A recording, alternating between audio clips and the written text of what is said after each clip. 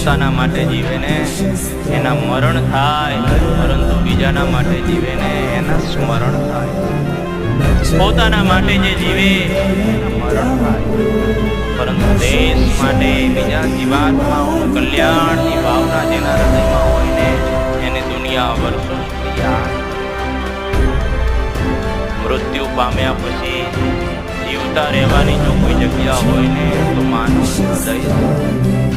લોકોના હૃદયમાં તમે એવા બિરાજમાન થઈ જાઓ કે તમારી હાજરી હોય ન હોય, દુનિયા તમને યાદ, દુનિયા તમને નિરંતર યાદ કરી અને રડ્યા કરે ને એવું જીવન જીવજો ભલામણ.